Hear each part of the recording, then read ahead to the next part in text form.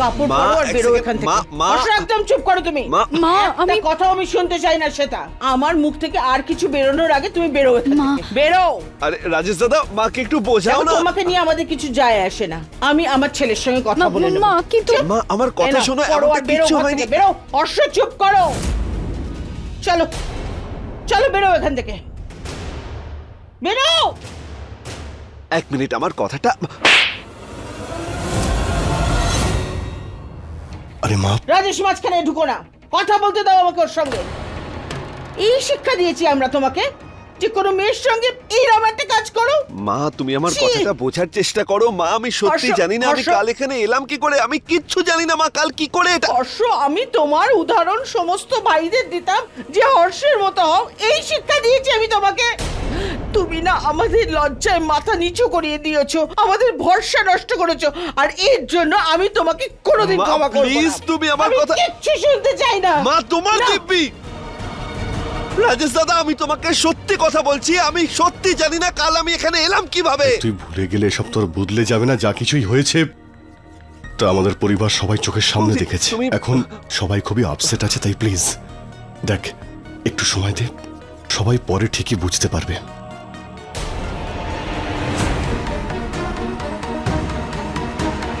বন্দনা বৌদি, তোমারও কি মনে হয় যে আমি এটা করেছি?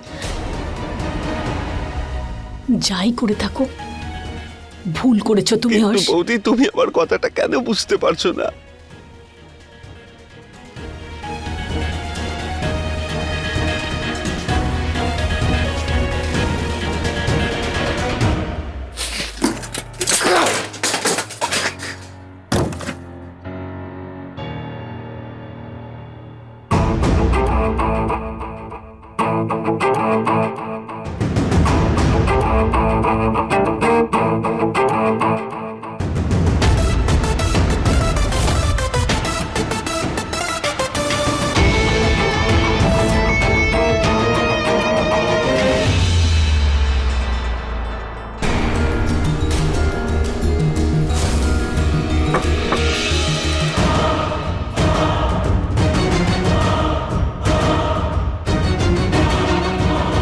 কেন এসেছো তুমি এখানে আমাকে অপমান করার জন্য?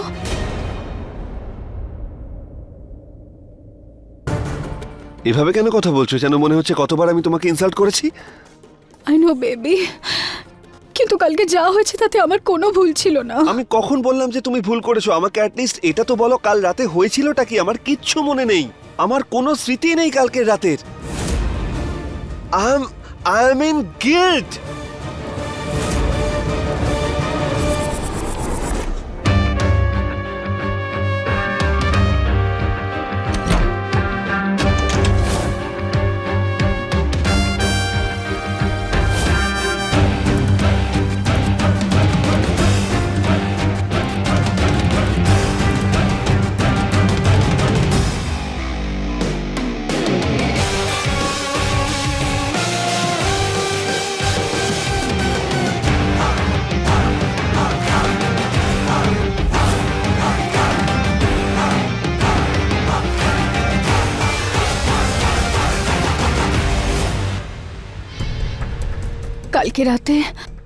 কালকে রাতে আমি তোমাকে তোমার ওষুধ খাওয়াতে গিয়েছিলাম। তুমি ওষুধ খেলে আর তারপর আমরা কথা বলছিলাম আমাদের আগের কথা, আগের মধুর স্মৃতির কথা। কথা বলতে বলতে তুমি ইমোশনাল হয়ে গেলে আর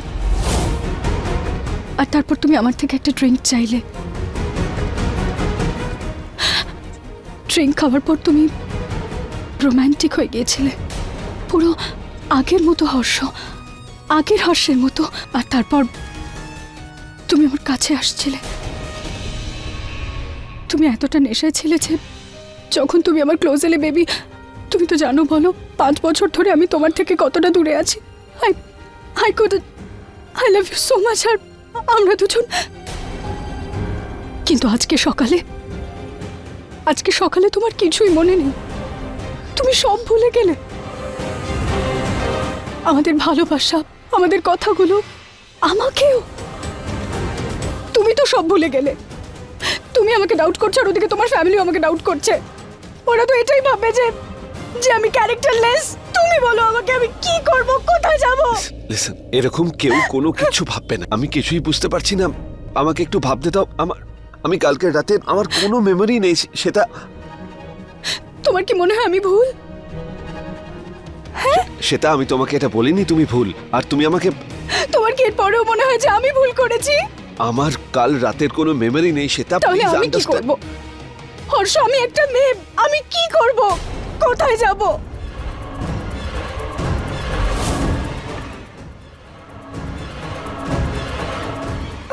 হর্ষ,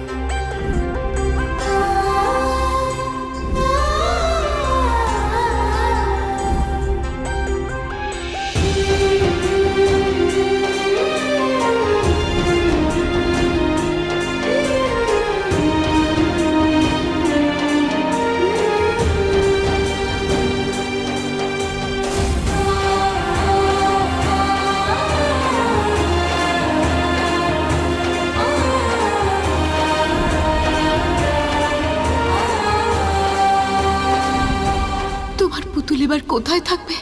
কারণ তুমি তোমার পুতুলের জায়গাটা তো অন্য কাউকে দিয়ে দিয়েছো, আর ভুলে গেছো তোমার পুতুলকে।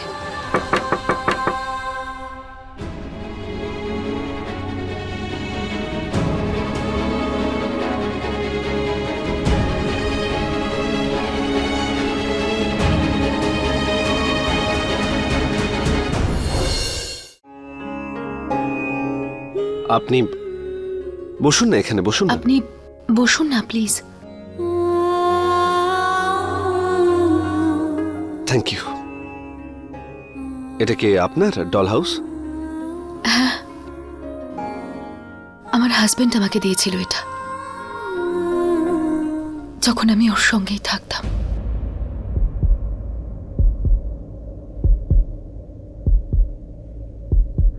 এমনটাও তো হতে পারে যে আপনার স্বামী আপনাকে জেনে বুঝে ছাড়েনি।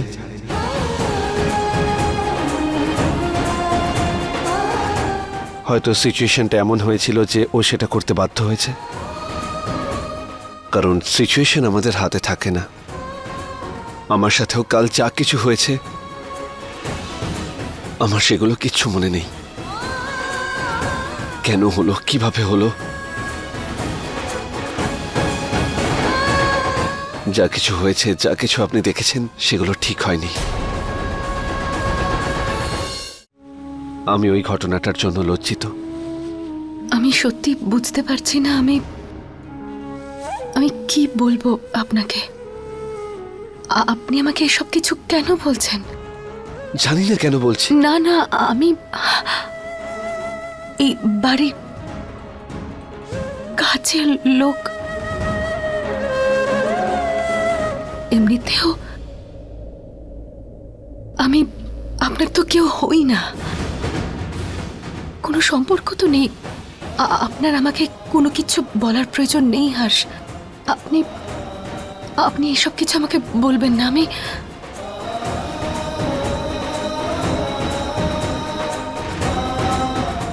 আমি আপনার ওষুধগুলো এক্ষুনি নিয়ে আসছি।